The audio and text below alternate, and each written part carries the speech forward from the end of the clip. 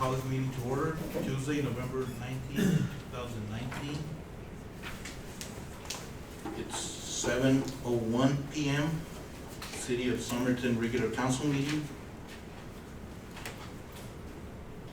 Today, we have special visitors. We got student of the month for Tierra del Sol Elementary School, and they're gonna lead us in the Pledge of Allegiance.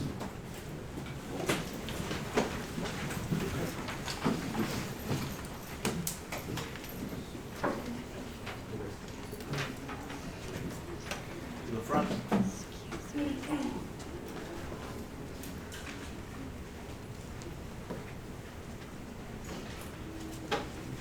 See, we lost some.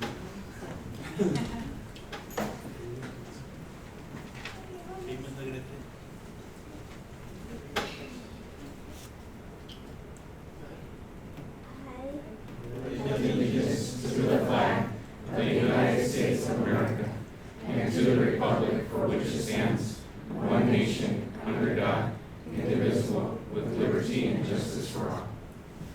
Thank you. I have a pencil here.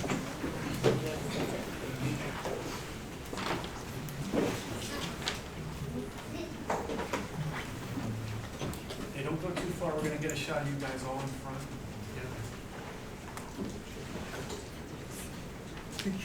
Last one, promise.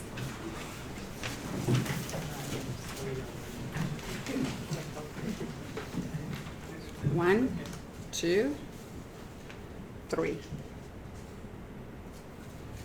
There you go. Thank you. Nice job. Thank you.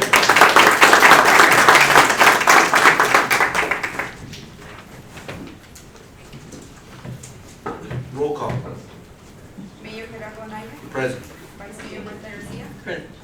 Councilman Miguel Villalpando, Travel. Councilman Carlos Gonzalez, Present. Councilman Luis Galindo, Councilman Jesus Rodan, Present. and Councilman Juan Castillo. Present. Mayor, you have a quorum. Thank you. I don't have anybody here signed up for a call to the public, but I'm gonna open it up. Is there anybody from the public wishing to address council? We got no one? Okay, moving on to consent agenda. Item number 1, minutes from special meeting of October 30th, 2019. Minutes for work session of November 5, 2019. Minutes of regular council meeting of November 5, 2019. Anybody from council wishing to remove an item from consent agenda? Is there a motion? So moved. There's a motion by Councilman Gonzalez, second by Vice Mayor Garcia. All those in favor? Aye. Any opposed? Motion carried. Okay, we're gonna skip the public hearing and go to item number 3 of new business, recognition of Reserve Officer Javier Hernandez. Chief Juarez. Good evening, Mayor, Vice Mayor, and Council. Thank you for the opportunity to come before you. I have a recognition for one of our reserve officers, but I'd like to tell everybody just a little bit of what a reserve officer does. A reserve officer is basically a fully sworn police officer who is certified by the state of Arizona through the Arizona Peace Officer Standards and Training Board. So they're certified just like we are. They have the arresting powers, they have the charge powers that we do. The unique thing about them is that a lot of them already have their job, already have their duties, their paycheck, whatever they're doing in their lives. They have that already, and they make the time to come on their days off, and help us out. So for the city of Somerton, and having been with the police department for over 21 years, I know the reserve program for the Somerton Police Department dates way back to where I was even there. I'm gonna say it dates back before 1996. During that time, we've had many reserve officers here and there sporadically, but one reserve officer that pops out that has excelled, in my opinion and in my view and with facts, is Officer Javier Hernandez. Officer Hernandez graduated the Carlotta Academy in the Coolidge area in 2006. He has been serving as a reserve officer for over 14 years with us. It is a privilege for me to come before you to present a recognition to him because He has done many things for us, for the community of Somerton. He has not only served as a Cocopah Fire Department captain, and I don't think he thought that was enough, so he became a police officer. So he's, to us, I mean, I look up to him because it's a challenge. It's a lot of work to have a captain, and I have no idea what all the captains at the fire department do. I know they have a lot of responsibilities, but I don't know every detail of what they do. What I do know is that what a police officer does, and Officer Hernandez has excelled, and I'd like to present him with a recognition. And one more thing that I'd like to point out about Officer Hernandez is that he is our CPR instructor, so he trains all the Somerton police officers in CPR. He has also served as a medic when we had a special response team. And he has been the longest standing reserve officer that we've had. So with that, I would like to ask him to come up to the front.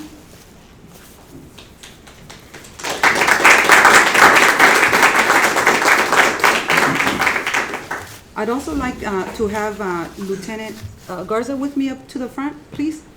If you don't mind, Chief Diana, would you come up with me just for a few seconds? I know you don't like the attention, but I have to say that these, I think both of these gentlemen have been, and I'm not going to say who has made Javier, but these gentlemen have allowed, Fire Chief Diana has allowed him to work with us. He has worked with his schedule, and that to us means a lot, because when we've needed Javier to be with us, especially recently during this homicide, he came and he put in a lot of hours, and that allowed some of our officers and the detectives to go and take some hours of rest. So Javier, I'd like to read this to you. Somerton Police Department, thank you for your service. This recognition is presented to Officer Javier Hernandez in recognition of your years of commitment and dedication to the Somerton Police Department as a reserve officer.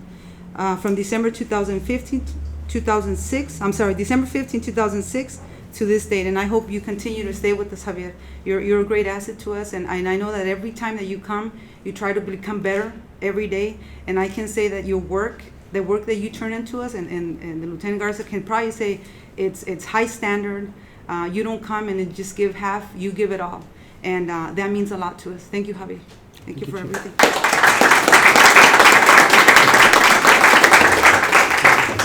Thank you.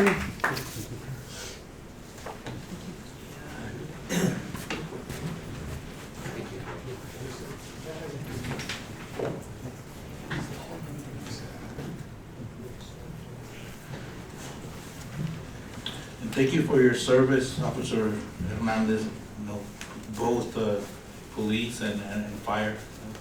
I see you around all the time, so thank you very much. You're welcome.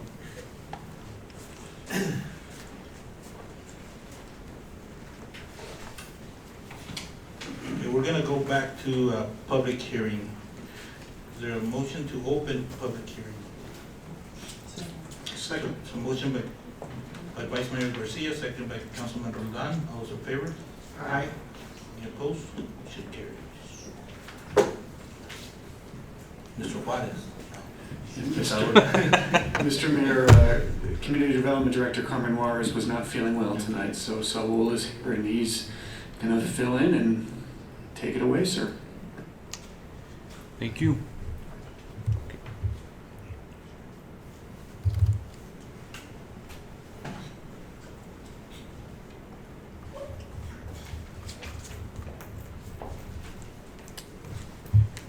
Good evening, Mayor and Council. The item before you is rezoning case PLN 190013, which is a rezoning request for two 10-acre parcels generally located at the intersection of County 16th and Avenue B.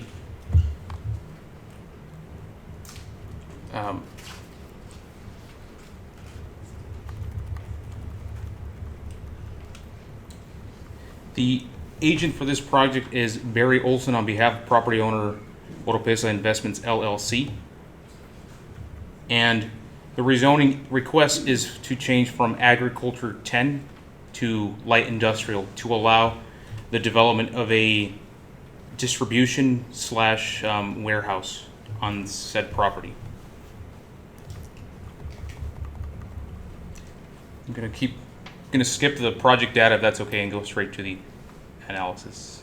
Go ahead. Yes.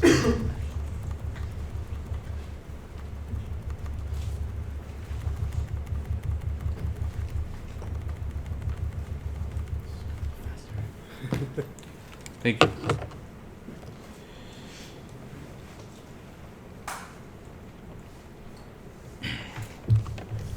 Staff did the research for this project. We checked the general plan elements to see if the project proposal was in compliance. We found the proposal to change the two 10-acre parcels totaling 20 acres from ag to light industrial was compatible with the general plan. It's also compatible with the long-term vision for that area, which is light industrial and commercial development up on the mesa. We received no opposition, no expression of opposition from any neighbors or adjacent property owners, any of the municipalities or utility agencies.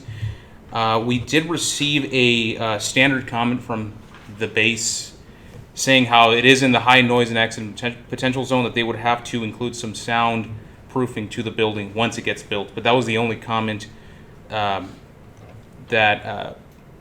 was actually the only substantial comment that we received in this case. But overall, staff believes that this proposal is in compliance with everything, and we believe it should be approved.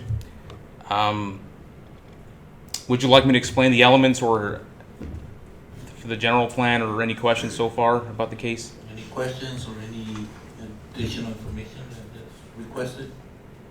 No, I think we read the, well, hopefully everybody read the. Yeah. And also, we held a, the Planning and Zoning Commission meeting was held last month, and the Planning Commission did recommend approval of this proposal.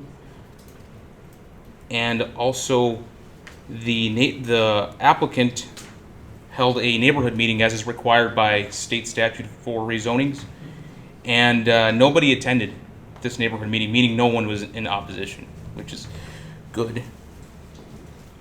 So yes, on October 14th, the Planning and Zoning Commission unanimously voted to recommend approval. Approval with conditions. I do have some conditions for this approval for the case. I'm going to proceed to the conditions if that's okay. Yes. So they're very standard conditions. They're listed in Exhibit A. Number 1 is a very standard condition. All future development shall comply with all applicable codes at the municipal, state, and federal level. 2, the owner shall be responsible for verifying utility availability, negotiating any access issues with adjacent properties, resolving any underlying matters not revealed during the due diligence period and subsequent rezoning process. And number 3 is what I was talking about with the MCAS comment, how it is in the 70 decibel noise contour. So they want to make sure that once the building gets built, that soundproofing, sound attenuation measures are taken so that the inside level noise is reduced by 25 decibels. So these are the only conditions that we have for this approval, for this case. The applicant is here. If you would like to invite him, so if you have anything to say. Unless he wants to. Yeah. And anybody from the public want to address council? Questions, comments? Okay. A motion to exit public hearing? So moving. A motion by Councilman Gonzalez. Second by Councilman Castillo. Those in favor? Any opposed? Motion carries. Item number 1. Possible motion to approve rezoning case number PLN 190013, approving the rezoning of parcel numbers 754-05006 and 754-06007 from agriculture 10 to zoning light industrial. You have a presentation or comments on this item, or? On this, well, I don't have a presentation. I only had the staff report, but we do have a recommended motion as part of the staff report. I'm just going to go over to it.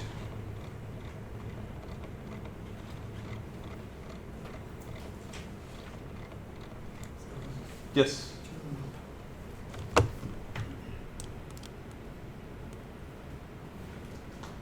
Before I show the motion, I'd like to just show the map so that everyone can get a good impression of exactly what we're talking about. So it's right here. This is County 16th and Avenue B. These two 10-acre parcels are the subject properties.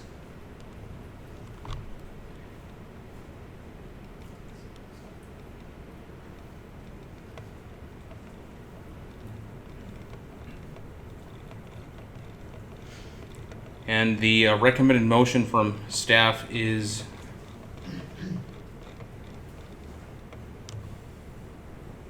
right here. Is there a motion to approve rezoning case PLN 19-00013? So move, Mayor.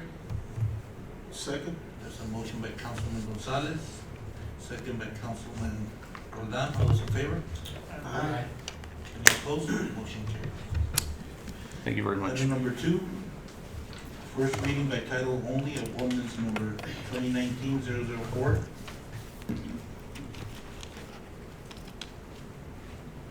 Oh, I should Is There- there a motion to For the ones, so move, Mayor. So motion by Councilman Gonzalez. Second. Second by Councilman Roldan. All those in favor? Aye. Any opposed? Motion carries. Mayor, the first motion is to read this as a title only. Yes. Yeah, that was a motion. Then the teacher read it and then a second motion. Okay. So do I read the motion? The subject. Okay. So ordinance number 2019-004, an ordinance in the city of Somerton amending ordinance number 2015-002 and rezoning certain areas in the city for real property described herein as APN 754-05006 and 754-05-007, more particularly described on Exhibit A attached hereto, from Agriculture 10, Ag 10 to Light Industrial L1. There's another motion. Yes, please. Is there a motion to approve first reading by title only of ordinance number 2019-004? So move, Mayor. So motion by Councilman Gonzalez. Second. Second by Councilman Roldan. All those in favor? Aye. Any opposed? Motion carries. Thank you.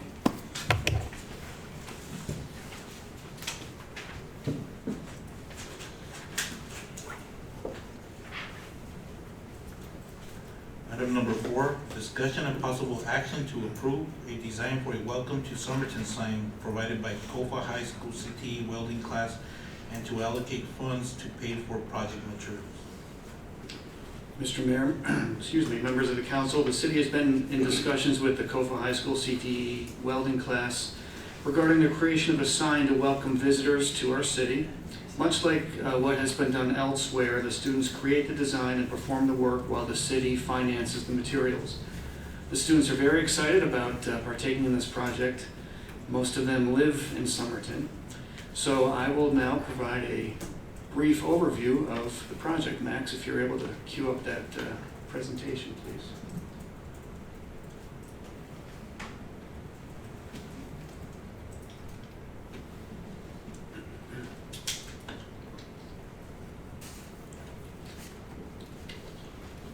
You can scoot ahead, that's a blank screen.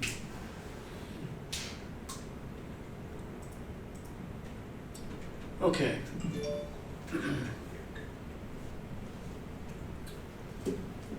So as I mentioned, it's the Kofa High School CTE welding class. We kind of went over this. They designed the sign.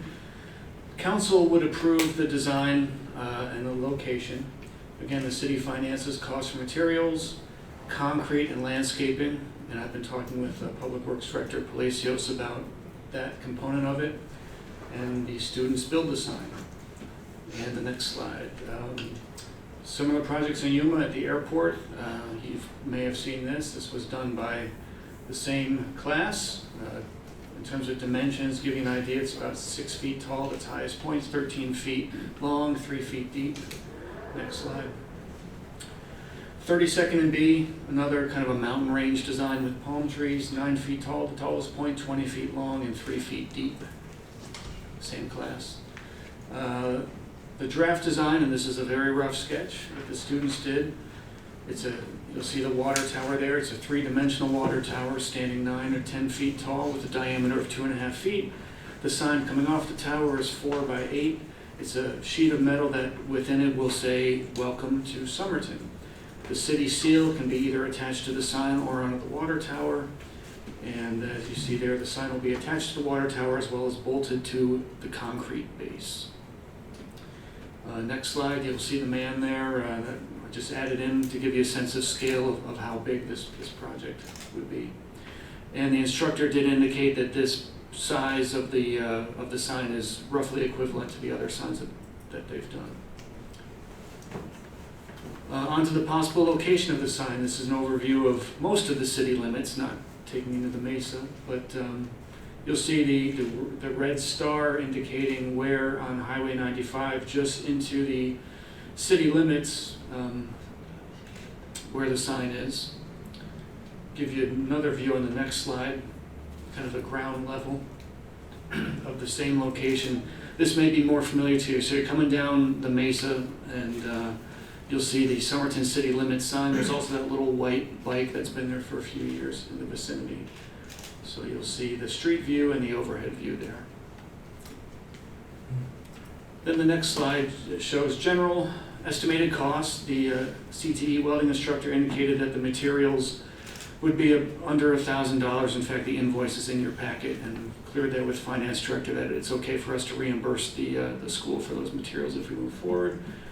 That $1,000, it's actually $890 something. That does not include landscaping, concrete work, and lighting. That's our responsibility. Could be solar lighting, depending on where we have it, or tie into APS. Really rough estimate by Public Works Director Palacios is $2,000 for that.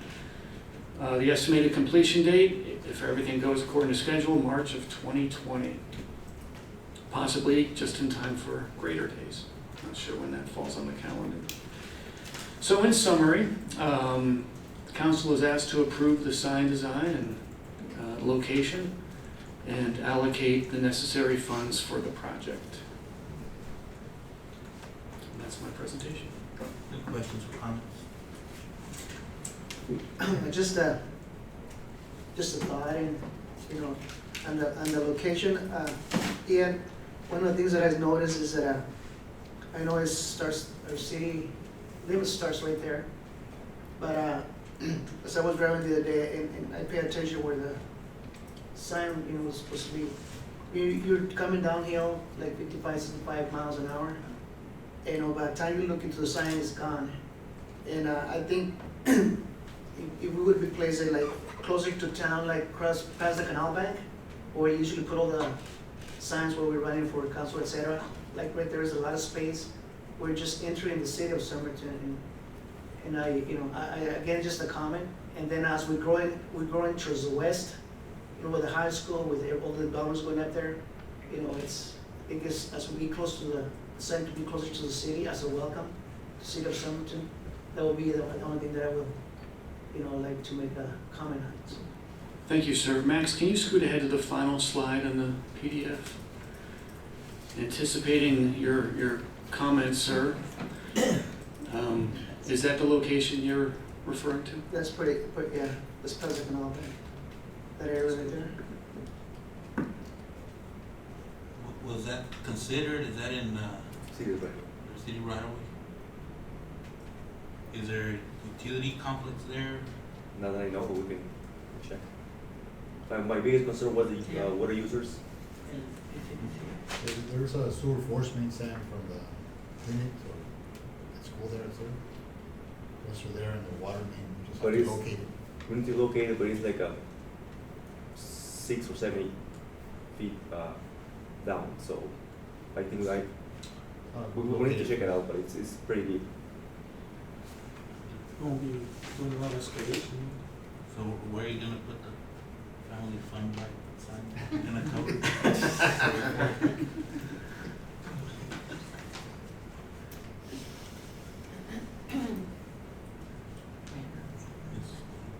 agree with being closer as you're slowing down into the city. Because, yeah, we always drive 55, just 55 when you're coming down the hill. And yeah, you'll pass it right away. So my, I guess, suggestion also would be, if that's an issue, you know, at least somewhere when you're slowing down coming into the city.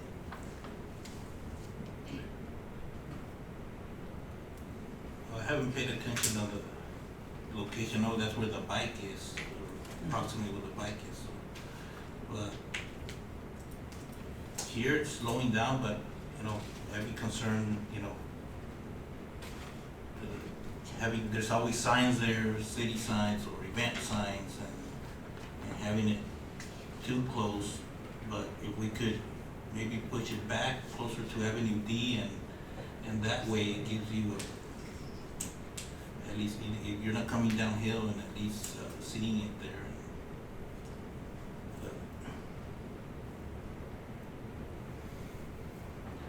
I don't know, did we consider other, why would this location pick? Is there any? It was generally picked because it was the city limits location. You had a decent view of it coming down the mesa, and we had ample right of way and potential APS power right there as well. Another potential location was 95 and Avenue D at that intersection.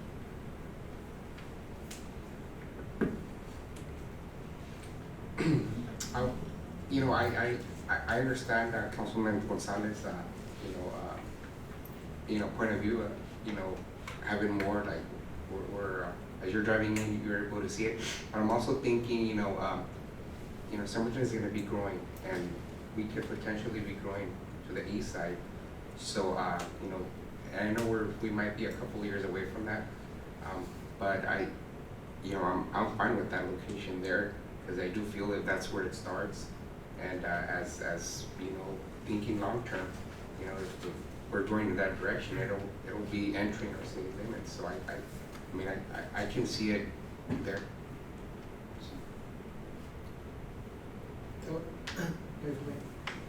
And I agree with your point of view. The only thing is that our petition was going to go towards the west, because of the new zone of the military. There's not going to be a lot of houses being built in that area, pretty much more businesses along the way, which is fine. But as Vice Mayor mentioned as well, and the things that I noticed too, that as you're coming downhill, you're just gonna pass the sign looking at it. But we can look into other areas.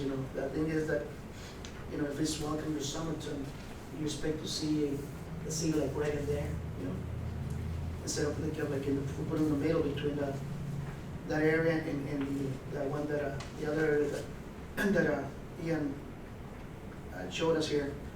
It's kind of like an empty spot, like welcome to Somerton, but there's no houses, just fields. You know what I'm saying? So maybe that's. But again, I will leave it up to staff to decide. Maybe they can find any other area or bring it up to us again.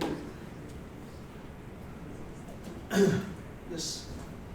Yeah, that at least the location, like there, it's past the clinic, it's past, you're slowing down, you're looking for police if they're coming, so it's not a very great location, it's just, you come in Somerton, you look to Casa de Gloria or at, there's police, so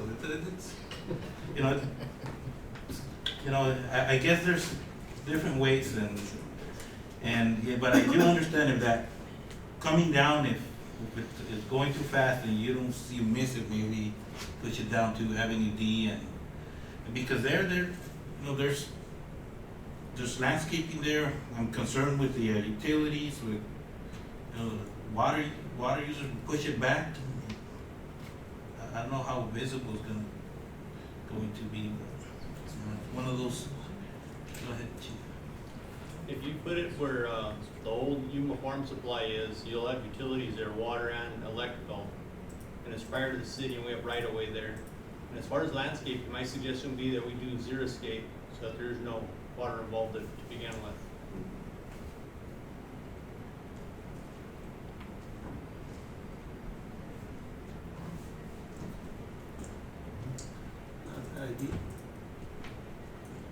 think the same, you know, if you look at the signs of Yuma, not that we have to do what they do, but I mean, most of their signs are within the city.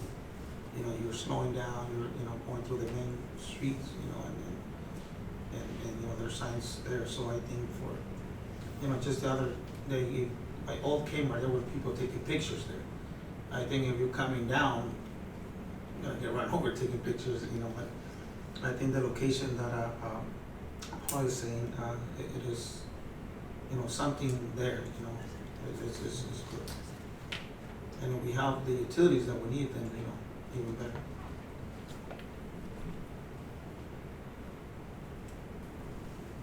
And I thought it was 65, not 55.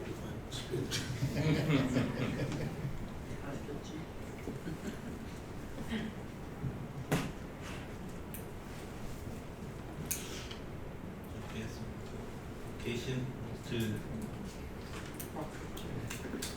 Paper.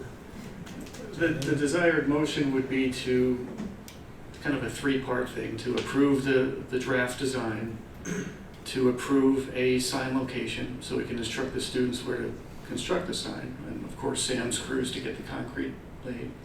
And then to appropriate funds, maybe an amount not to exceed $5,000 or something. Our estimate right now is not gonna be much more than $3,000, but in case, you know, give a little bit of variance if needed.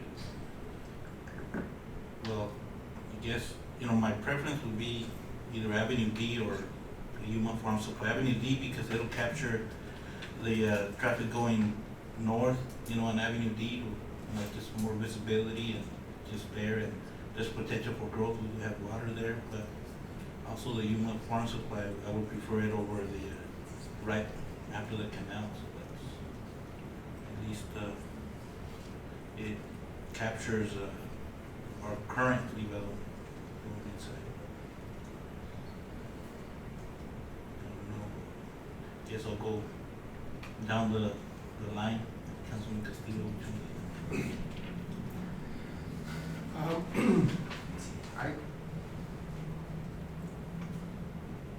I like Paul's idea, what he suggested, you know, I think it brings it close to our city limits, and it's everyone's slowing down.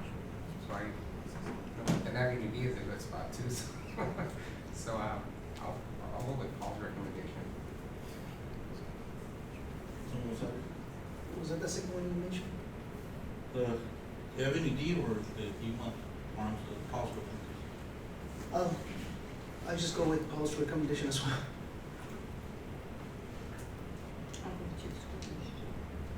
Yes.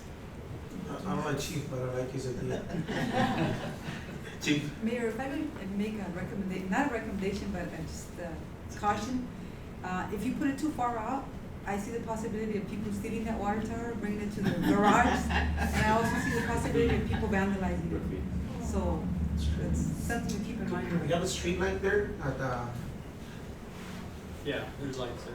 You want it close enough to town where it's, because Avenue D sounds like a really good thing, and I didn't want to say it, but I agree with the chief.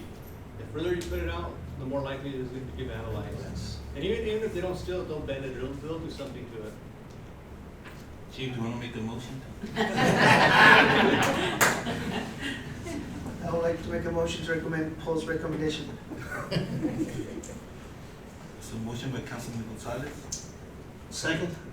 second by Councilman Rodan. All those in favor? Aye. Any opposed? Motion carried. That goes along with the monies and the rest. Perfect, thank you.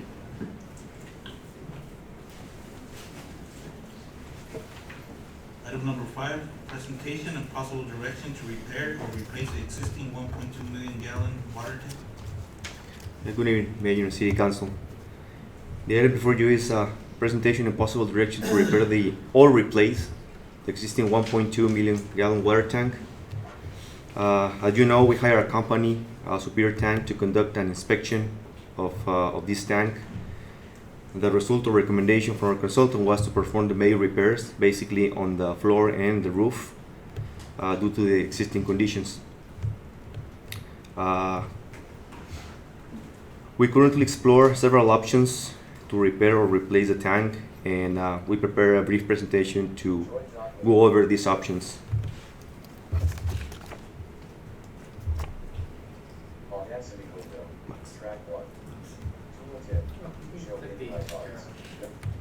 Okay. First, I have a cost estimate for the repair of the existing tank, basically where it is now. We received three estimates: Pittsburgh tank 1.4, PCL construction 1.2, and Superior tank 900,000. Of course, this scope of work includes the new roof and floor, sandblast, and new coating.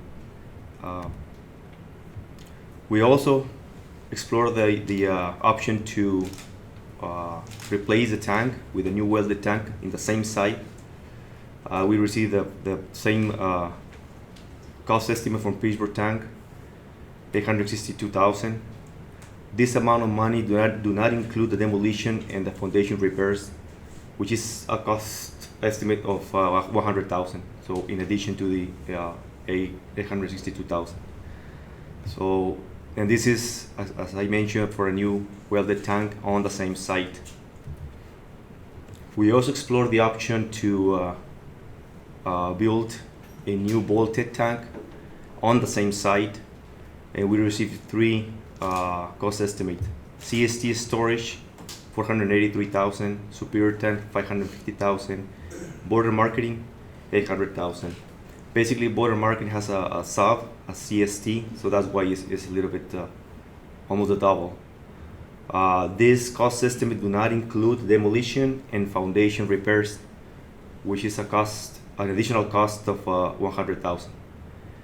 And like I said, this is basically to replace the existing tank with a new bolted tank on the same site. We also explore the option for a new welded tank on the new site, which is basically where the old pool used to be. It was basically the same because it's a new tank, welded, but also in this case, excluding the site preparation, removal of the existing old pool, and the building of new pipes and fittings, and of course the design cost because we need to reroute the existing pipes to feed this tank. An estimate or an additional cost 225,000. We also explored the possibility to build a new bolted tank on a new site, which is basically the same site as the old pool, and is basically the same. The 482,000 from CST, Superior tank 550, and border marketing 800,000. And this is basically the same situation. We need to prepare the site, remove the existing old pool, building of new pipes and fittings, and a design cost to reroute and feed this tank. An additional of 225,000 for this possible cost. Our current budget, it's for the repairs on this tank, I only have 400,000. We have a budget for the water line extension of 150,000, and I have another item for the water tank number 2, the second tank repairs for 25,000. If I add all this, I have a total of 575,000 for this possible repair or replace. So our recommendation is basically to bid the project with these two options. Option A, repair the existing tank per new specification with alternate bid of exterior paint with the city logo. And option B, replace the existing tank with a new bolted tank, including demolition, foundation repairs with alternate bid of exterior paint with the city logo. So basically, because we don't know if those two are similar, we want to explore, bid the project with the two options and see which is the best option for us. And do you have any question? I feel you guys did a thorough kind of looking at options, and at least for me, I feel comfortable moving forward as recommended. Was there any comments or questions, Councilman? I was just gonna say, what if it comes to more than 575? What would we do then? Good question.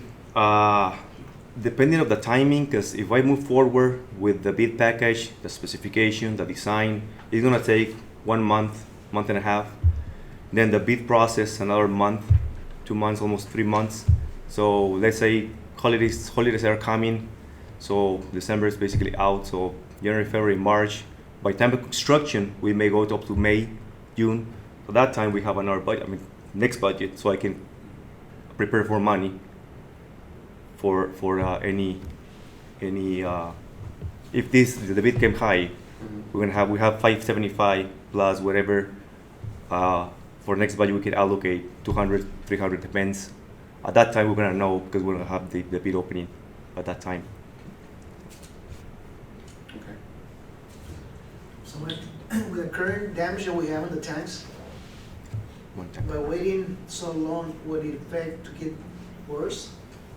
It's the same. I mean, the tank is inoperable right now, so the tank is empty.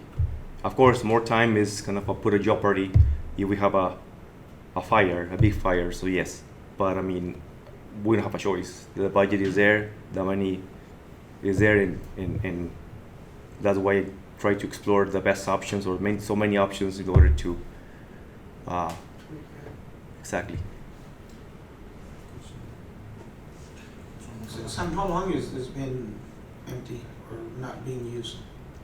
2 months? About 3 months. 2-3 months. The new design, correct me if I'm wrong, Sam, it'll be different, the fill, because this was top fill, and it creates a gas up there on the top, that's what ate up the roof. The new design will be right, Sam, from the bottom Exactly. to. So there will this be problem. no gas. Yes. Exactly. Any questions, comments? Is there a motion?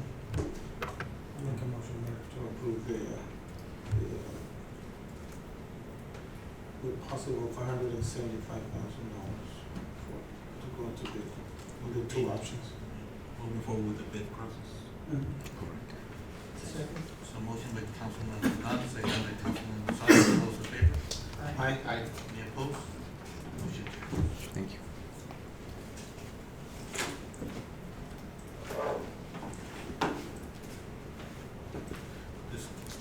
Item number 6, discussion and consideration of a development agreement between the City of Somerton and Tracking LLC to extend an existing water line from the intersection of County 16th Street and Avenue B to 260 South Avenue B.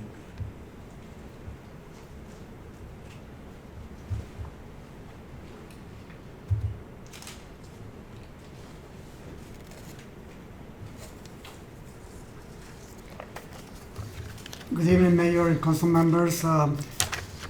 This case on the agenda is relates to the rezoning case that Saul presented earlier.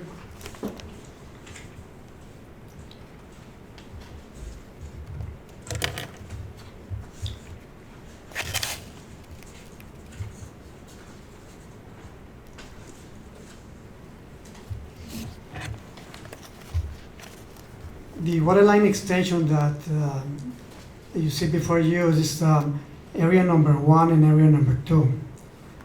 The area number 1, that's the Oropesa property. In the rectangular area that you see on the over here, that's the existing business Mr. Oropesa has. This is agricultural land right now, but that's part of this area is part of the rezoning that Saul presented. The water line extension right now, is right here at this location. And for the Oropesa agreement, it came before you a few months ago, I believe like 2 months ago. That agreement will extend the line from this point all the way to Mr. Oropesa's property, the existing business. In the future, their plan is to develop the area number 1 as part of the agreement for the future. But this agreement on this agenda is the sole market warehouse that's going to be being proposed in area number 2. So they also need the same connection from County 16 down from Avenue B. It's about a quarter mile going south to the area number 2. So the agreement, it is the same principle as the one we negotiated with Mr. Oropesa.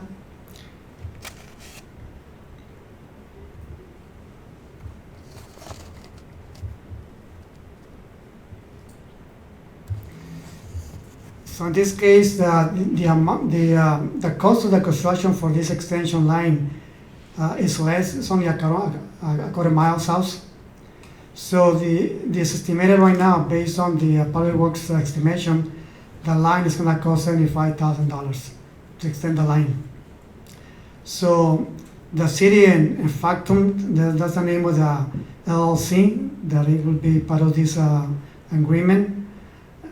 Each will contribute 50% of the construction cost of the water line extension.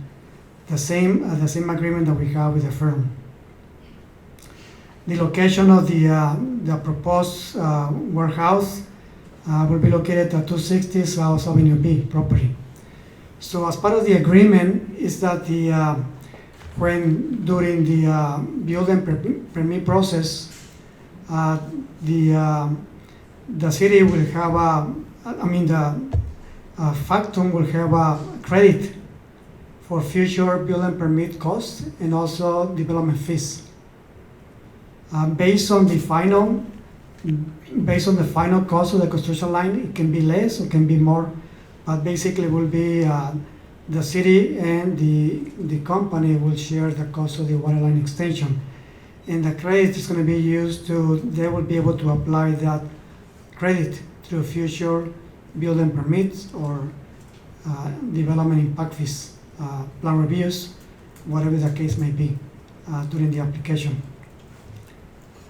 This on the agenda, this is the agreement. The next item is the actual resolution that also needs to be approved.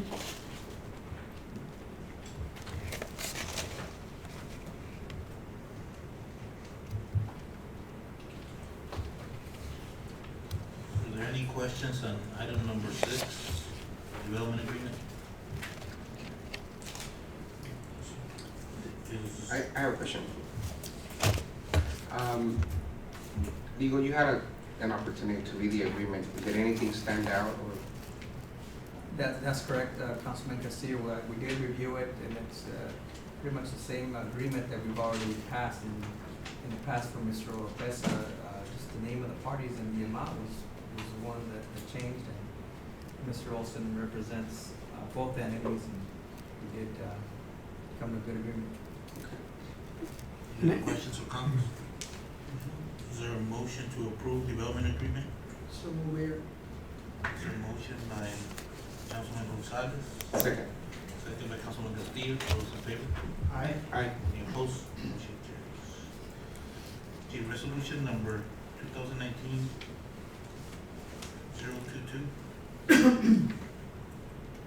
Resolution by mayor and council approving and adopting two separate items? It is the same, just the resolution is to be approved separate. Okay, It is the same case, it's just two different motions. okay. Is there a motion to approve resolution 2019-022? There's a motion by Councilman Gonzalez. Second. Second by Vice Mayor Garcia. All those in favor? Aye. Any opposed? Thank you. Yeah, thank you, Mayor. This will be an opportunity to open up the development on that area by pushing the water line over there. Thank you. Great, thank you, and also thank you for thanking Somerton. See you.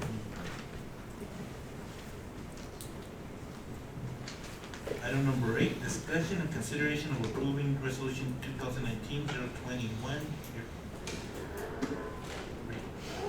A resolution of the mayor and city council of the city of Somerton repealing resolution 2007-022 as adopted and amended and replacing it with new city of Somerton personnel policy handbook 20.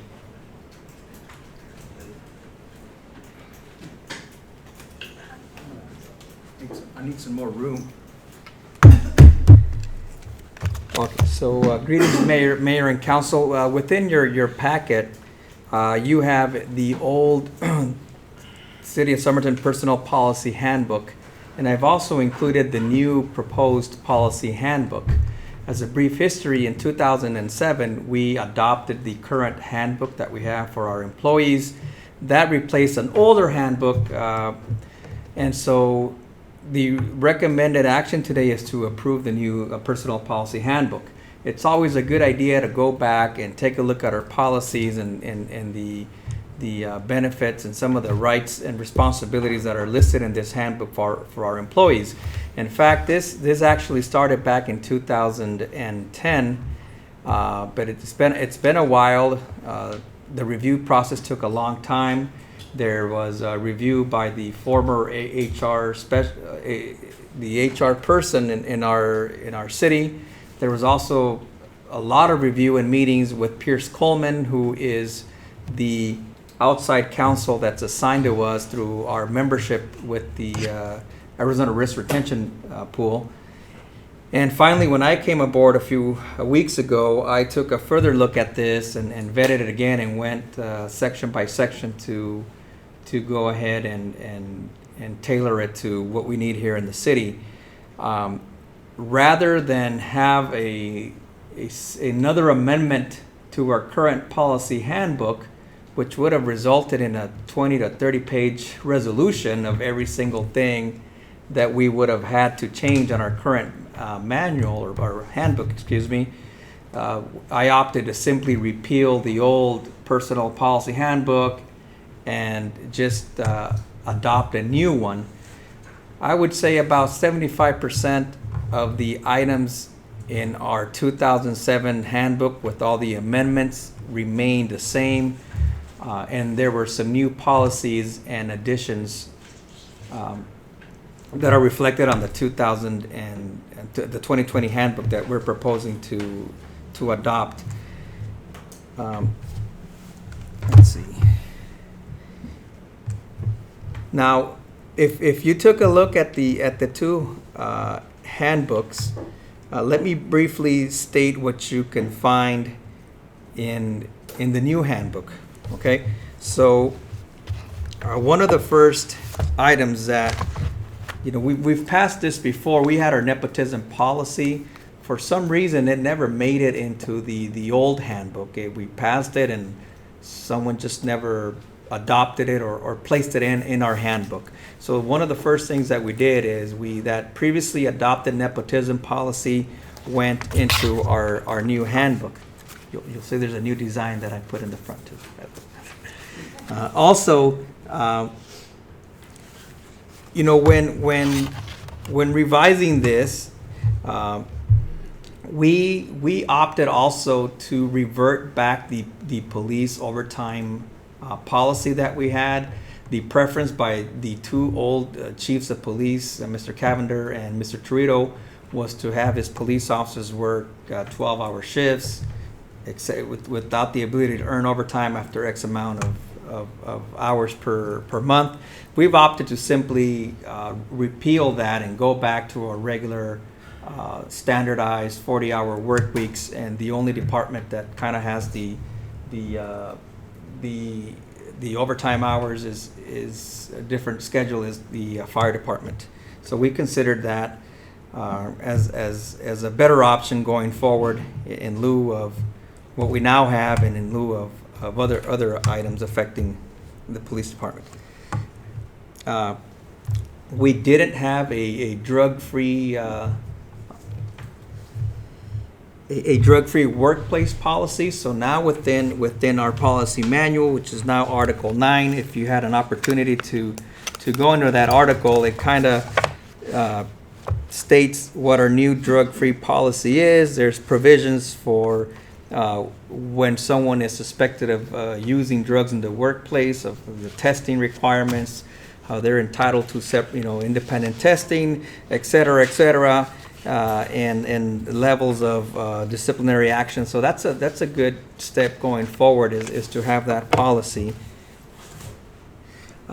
We've also added, well, we haven't really added, we expanded our policy against harassment and discrimination. That would now be Article 10. Article 10 in our old handbook was everything related to disciplinary actions. That's been pushed back a little bit, and now Article 10, it has to deal with this new area on discrimination and harassment. Let me quickly go into that area.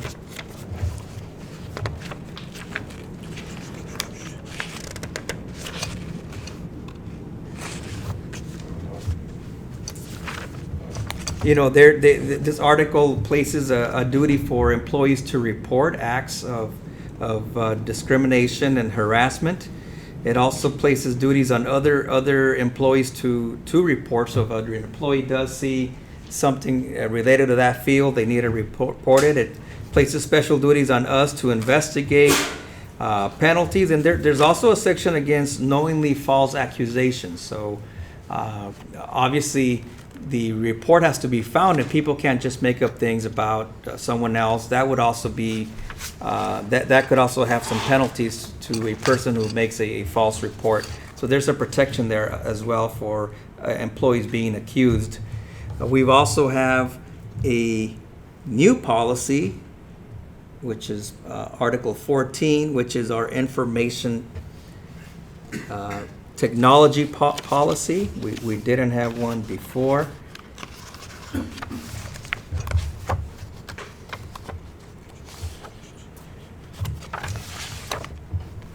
And so this regulates employees when utilizing the city's computers, our networks, our electronic equipment, the internet, intranet, USB, memory drives, zip drives, anything you can think of.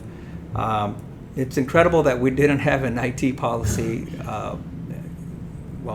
since we've had our manual in 2017, but that's a new policy that I think will better protect the city. We've also included a new social media policy. Did you all maybe review some of that?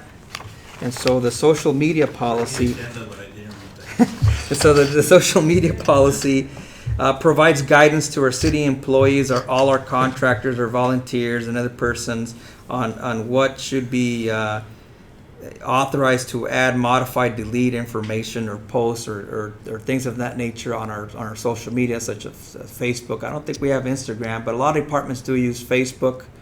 I know the police department has one, the city hall has one. I don't know. Oh, Parks and Rec has a Facebook.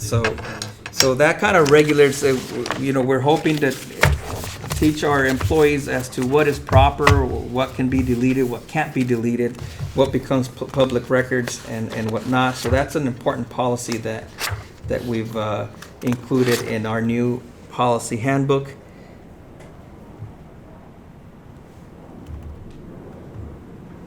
And let's see, some other items. There's a policy that we've included here, which is called a new policy, supplemental benefits for public safety officials. Basically, this is a state law. We've decided to codify it into our personnel policy handbook. When an employee gets injured on the job, they're entitled to workman's compensation. Unfortunately, workers' compensation only pays for about 60 or 65% of your wages. So as an example, if you're earning a paycheck of $1,000, if you're under workman's comp, you're only going to get a paycheck for $600. And so what this policy just repeats what our state law is, that firefighters and public safety officers would be entitled to 100%. So we would have to make up the additional 40% while they're on workman's comp. And another item that was changed, we've added a new level of disciplinary action. So some of the disciplinary levels that we have are starting at what I think is from the bottom up is a verbal reprimand. You can call an employee's attention. We have a written reprimand. We have the ability to discipline someone by demoting the employee or placing them on leave, administrative leave, with or without pay. And finally, the most severe one is a termination from employment. Occasionally, we used to put people maybe on an improvement plan, but Now with the new revised policy, we also have the option of placing an employee on probation, and that going forward is going to, I think, help us address many performance issues that we otherwise didn't have, and this is a good tool for us to have. And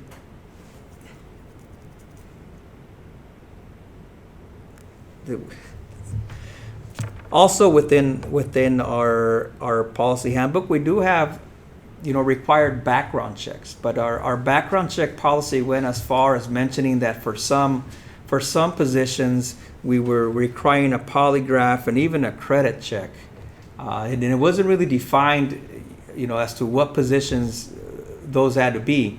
When we went ahead and staffed it with outside counsel, they were pretty straight up with us and said, look, we don't know of any municipality that requires a polygraph for any new employee. Now that doesn't mean we don't do a thorough background check, doing what the chief does with their fingerprints and going and checking references and doing our due diligence. In fact, we do have a new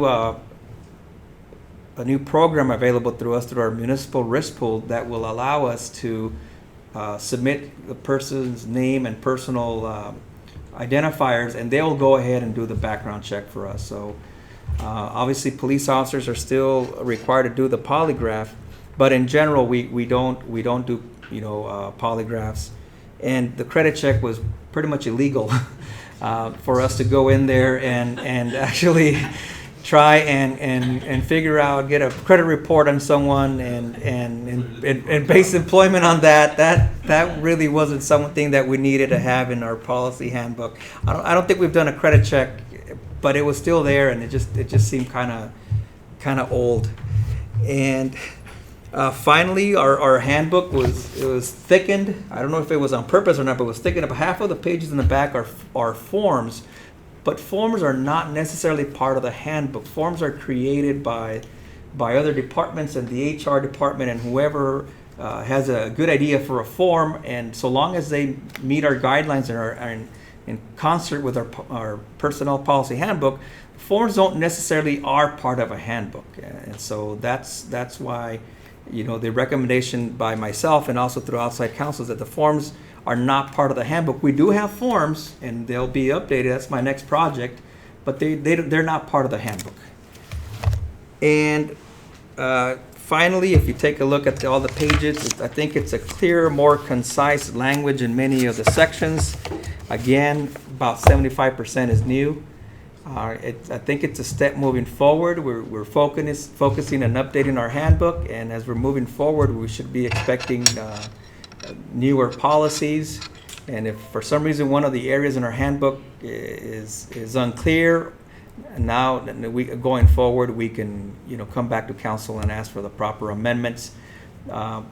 My hopes is that you approve the new personnel policy handbook, and the proposal is to have this be effective January 1st to 2020. That's why I call it the 2020 handbook. And also I would be requiring that all new and current employees would be acknowledging receiving a copy of the new handbook. That's all I have for council. The recommended action is to repeal the 2007 handbook with all their amendments, and to approve the City of Somerton Personal Policy Handbook 2020 effective January 1st, 2020. Questions? One final thought is that this was presented to the Personnel Policy Committee, and the recommendation was to proceed and go forward. The meeting was held on October 30th. Questions, comments? You just answered my comment. Okay. I was gonna ask, who participated in the review of the policies and everything, but you just answered it. Okay. Is there a motion? So moved. There's a motion by Councilman Gonzalez, Second. second by Councilman Castillo. All those in favor? Aye. Any opposed? Motion carried.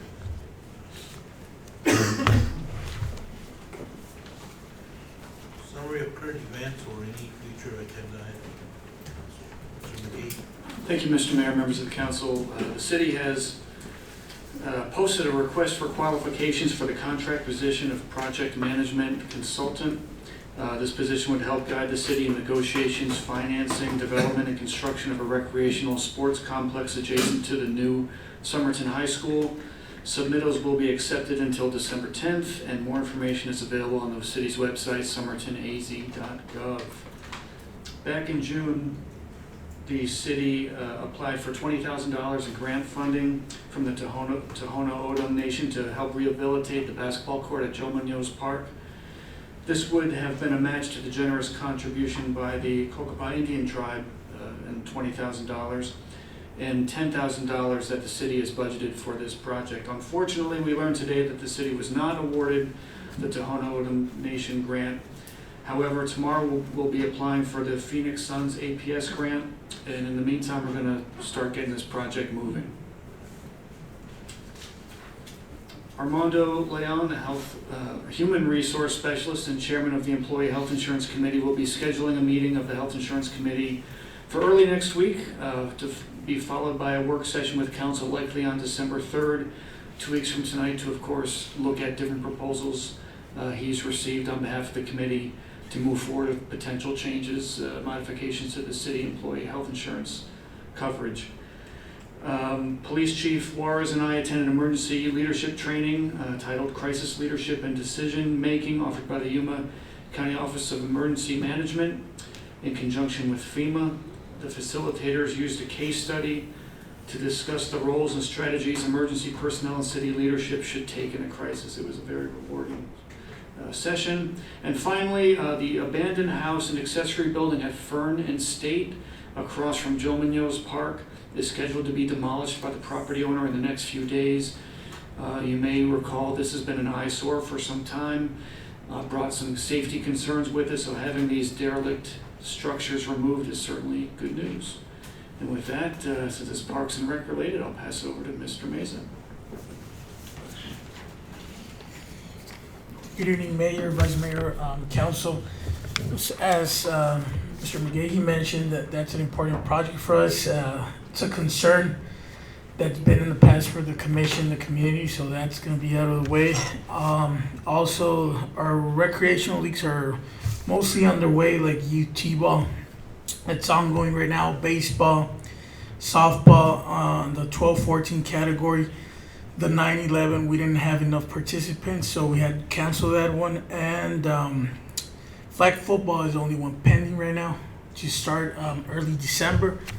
That's going to be mostly on the weekends. That's the tentative schedule. And we had to do several extensions on the other leagues, so it's been a concern from the public, the uniforms and all that, but we didn't have the list, we didn't have participants, so we couldn't order any uniforms. So they were ordered today, so they're gonna be here next week. That was confirmed today.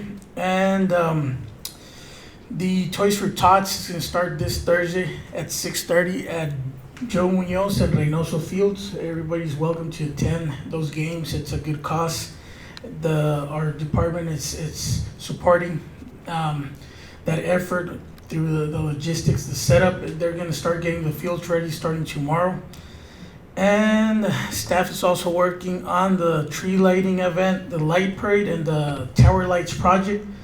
That's set to be done by early December. It's been expedited, and staff is working hard on that.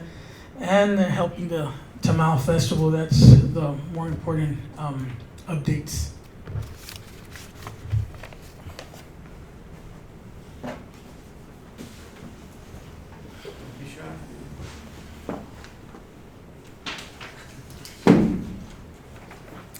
Good evening, Mayor, Council. We are working diligently to get the COLA and the retroactive COLA and the compression numbers in our system so that we can issue those checks to our employees. That's one of our main priorities. I'm also working with the fire department on the FEMA grant and the numbers associated with the reimbursements. We are currently scheduling the interviews for the ITS position. the IT help desk position, and we are also reviewing proposals for the new alarm for City Hall, which will probably have something for administration within the next week or so. I'm working with the auditors on on finalizing the audit and our normal financial preparations for year end. So thank you.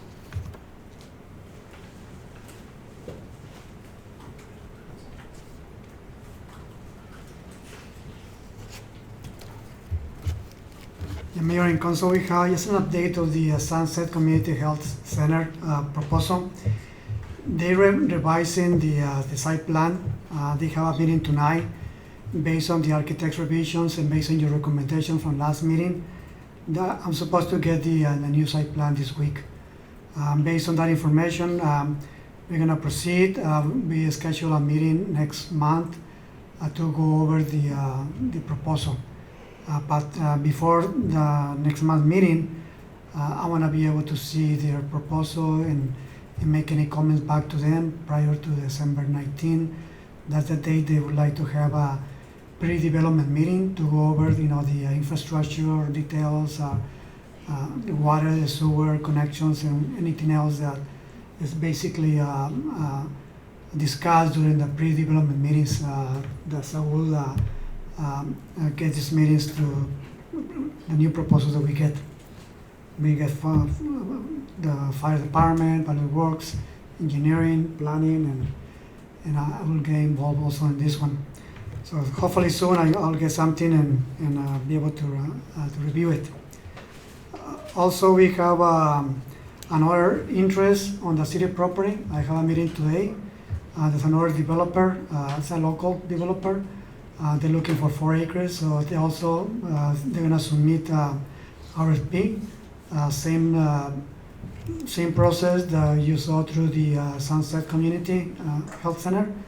So 5 acres, 4 acres. McDonald's was over, came last week, and they looking into the city property and also the Melos property. It's supposed to come back to us and make a decision. Hopefully it goes to the city property, but in any case, it's going to be inside the city limits. They do want us to come to Somerton. That's McDonald's. Also, on the facade improvement project, I got another application on Main Street. The area that you see, the hot dogs location on Main Street, they would like to do a proposal review, change the facade there with the outdoor patio. I just got the idea this morning, so I'm gonna have a meeting with this person tomorrow and go over the details of the application. So far we have 2. I don't know how much money they're asking, but we have 2 right now. I wanted to show you something that also we're working on the business application process.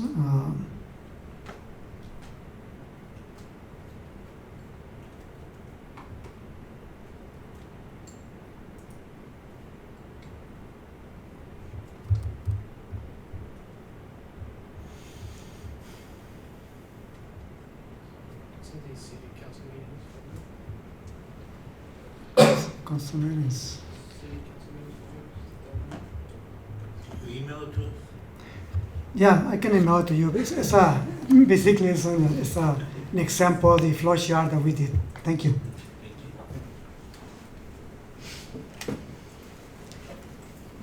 Good evening, Mayor, Vice Mayor, and Council. I'd like to read a short letter to you. I promise I won't take long. I think it's important for you guys to know. So in the recent homicide that we had, the trial that we had, the county attorney sent a letter to me and sent a stack of letters for everybody that participated in that trial. 85% of the department had to testify. So let me just read this and I'll make it as fast as I can. This letter comes from a very demanding attention to detail and a very experienced attorney from the county attorney's office. And it reads as this. Because of the efforts of the recent homicide trial with the Somerton Police Department on October 1st, 2019, The defendant was sentenced to life in prison with no possibility of release. And I quote, "I know this was a challenging time for Somerton Police as you transition Chief of Police. In addition to this trial, your relatively small team of officers was investigating another major homicide, a drive-by shooting, and other serious crimes, as well as addressing the day-to-day needs of our community. I truly believe the current excellence of your department is a direct result of the tenured leadership." And she goes on to give me a short other letter on just one. I'm going to read one of the letters that she sent on one of the personnel from the department. It reads, "Dear Evidence Custodian, I would like to take a moment to thank you for your professionalism and courtesy during the trial of this case. We truly appreciate your efforts in preparing this case for trial, and although you did not testify, the completeness and organized manner in which you kept the evidence and your ability to locate and produce that evidence upon request assisted us greatly in preparing for and presenting this case to the jury. I cannot tell you what a difference it makes to the prosecution of a case when the individual involved are competent, reliable, and hardworking. Your knowledge and confidence in all pieces of evidence and diligence in completing follow-up requests and creating an organized list of evidence were paramount in helping put together a professional and complete case." And that just speaks to one of the employees that participated in this case. So I wanted you to hear that from this county attorney. Some of the other things that we're working on is we're working on our light parade float. So you guys get ready because we got somebody very special working on that. So we're hoping that we're going to make first place on this one. We're also working on a vest to get all our officers a vest, to renew our vest. These vests run from, and as annoying as they run from $500 to $900. So hopefully we get funded through the state. We're also hoping to add an instructor for bicycle patrol, and then from there add at least 2 more bicycle units out on the road. So we're hoping to have additional units out roaming around in the parks. For example, this house that's going to be demolished, that was one of the concerns from the Parks and Rec Committee, that they wanted some bicycle officers out there. So we're working towards that. We have revamped our volunteer program. So we have 2 volunteers coming on board here pretty soon, and they'll be helping us within the office, and then eventually they'll be helping the officers out on the road. And that it's all going to be that's all going to go through legal and everything. So we're not going to do nothing crazy or insane. The Explore program has received a large donation from Mr. Candy Camarena. So you're also going to see, we're hoping that by the Tamale Festival, they're going to be all sharp and ready and wearing their everything that was donated to them. So if you get a chance to reach out to him and thank him, that was a real large, probably the largest donation for Explore uniforms we ever received. Thank you.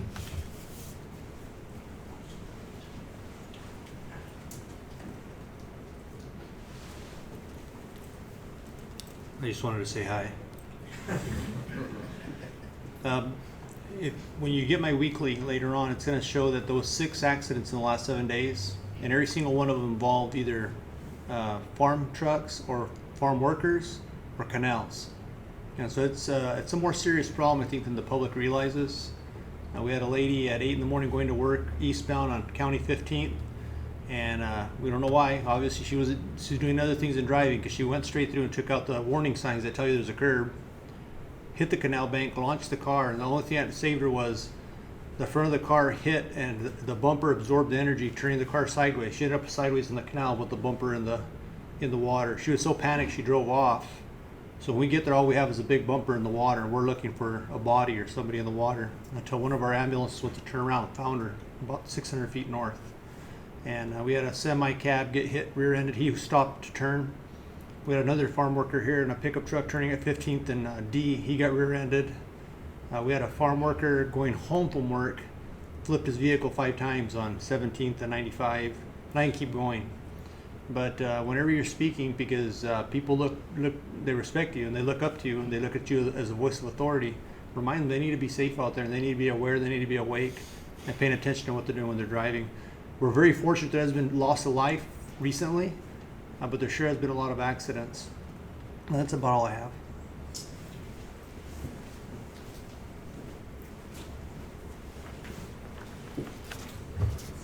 The annual cleanup finally was completed today on the last area, Las Estrellas, number 11.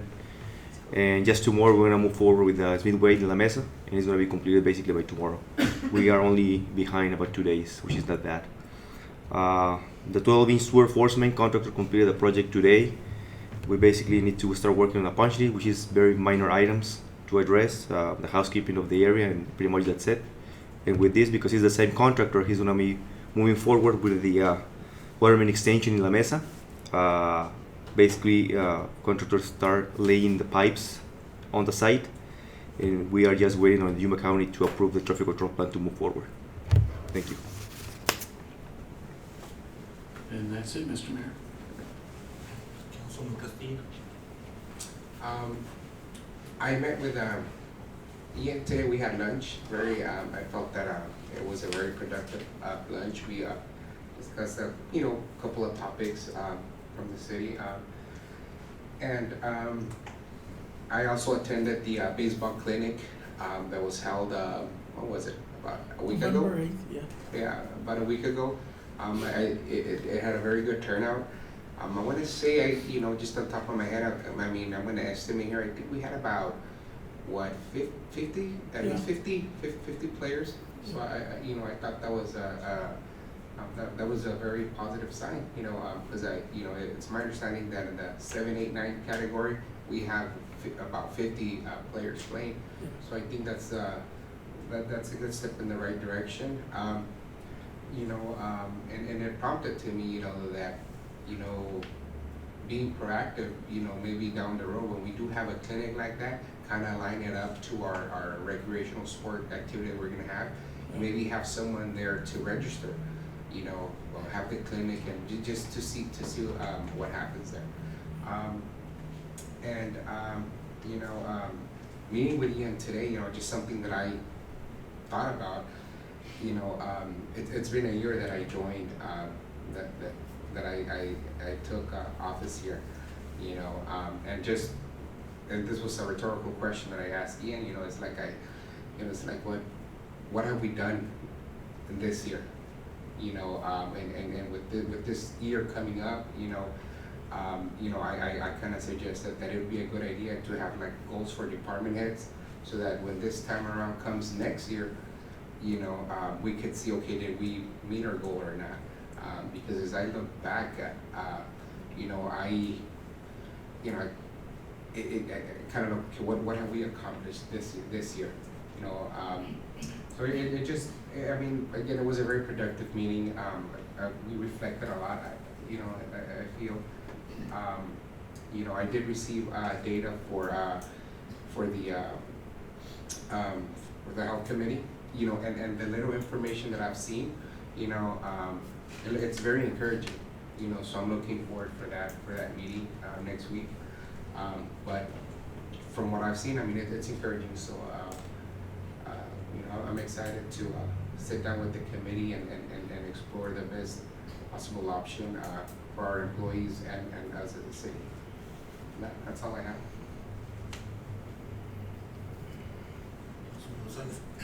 I did met with Ian as well. We had a real good lunch, real good food, and we did a lot of gossiping. I'm just kidding. We went ahead and discussed some items on the agenda, just asked some questions. It was a very productive meeting as well. And I really enjoyed having a monthly meeting with you.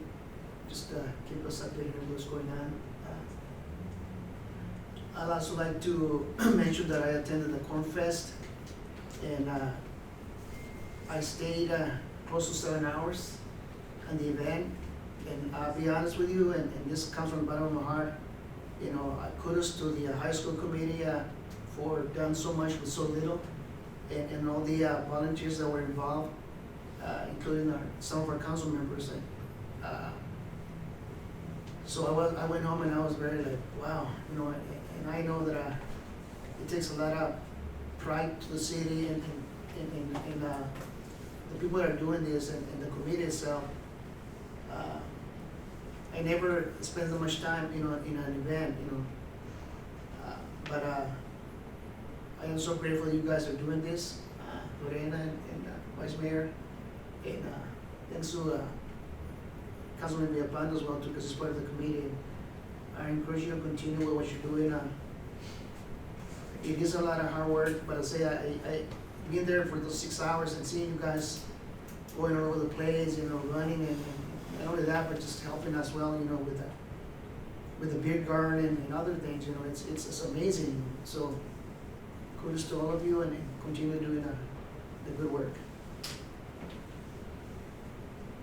Vice Mayor? I'd just like to thank all staff involved that helped us out with the Corn Festival. Even though we're all short-staffed, I think the event was pretty successful.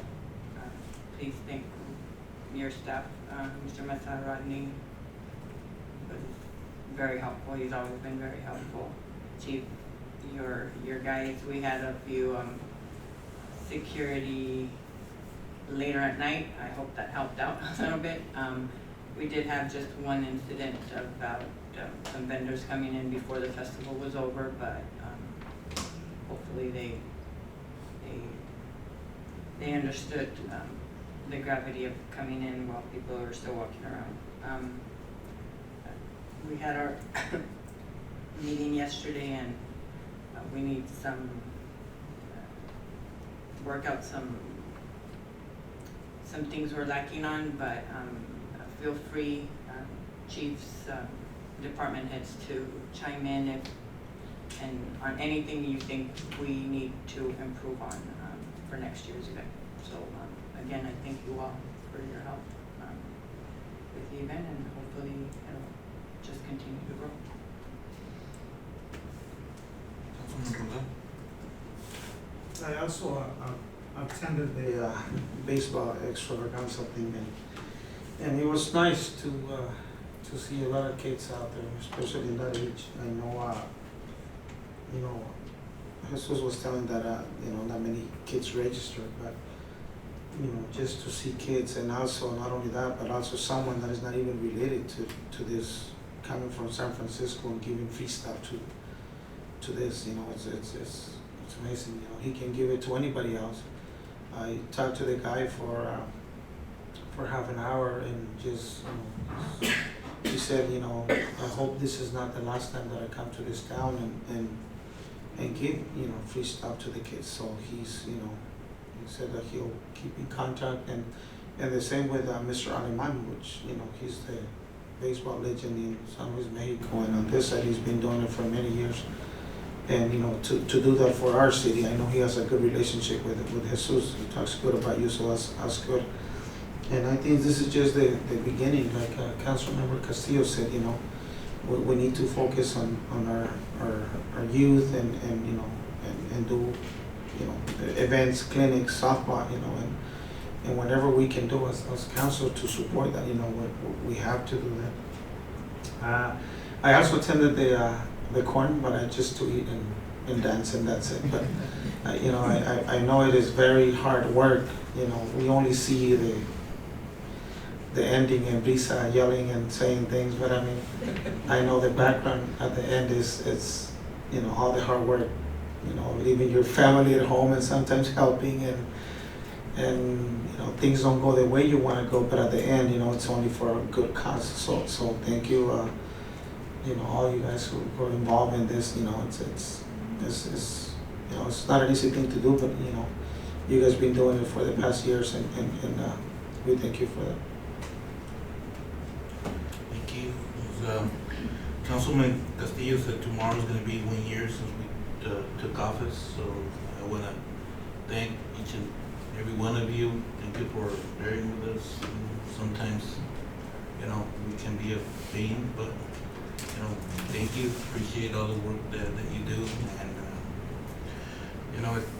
it's sometimes you feel that it's it's slow. What am I doing? But we seen some progress. We've made some tough decisions this last year. I think that we are setting ourselves here for the next couple of years. We've seen Hector closing some deals. It's a slow process. So thank you, Hector, for all your hard work.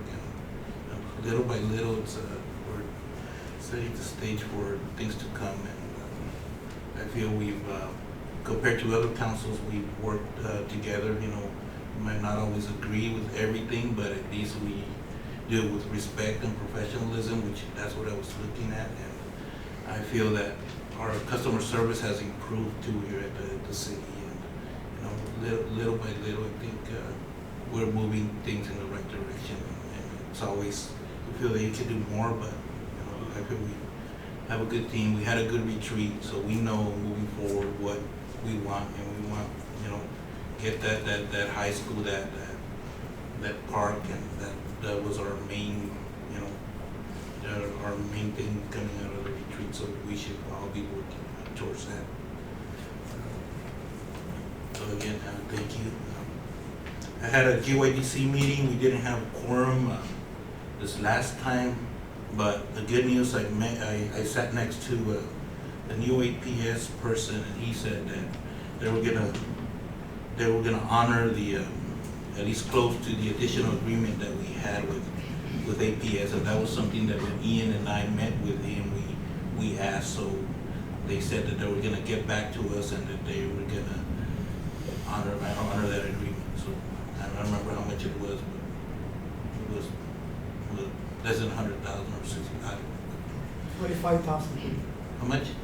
45. Okay, so that's compared to what they 150. 125.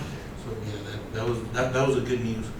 And with that, if we can for next council meeting, if we can revisit the council committees that we attend, and if we can do an independent call to each committee, to WACOG, YMPO, GYDC, and check on the attendance of our council members, and if there's a council member that's not attending, then we're gonna replace them, and for council that has been in those committees, please give us an update. That's what we're there for. So anything, please update us on those committees. But yeah, we can have that for next council. Yes, sir. And it can be emailed to us. We don't need to embarrass any council.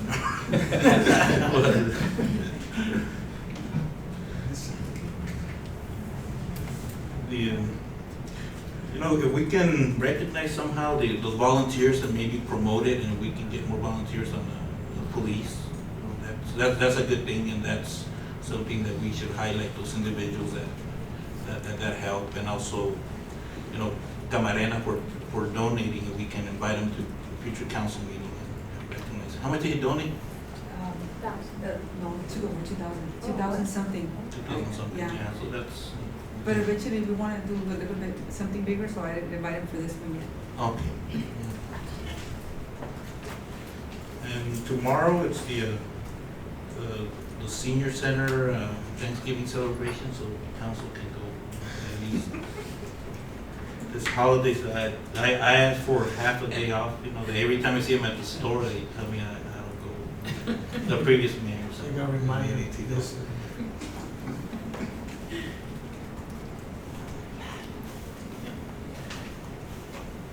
And that's it. So it's 8:35. Meeting's adjourned.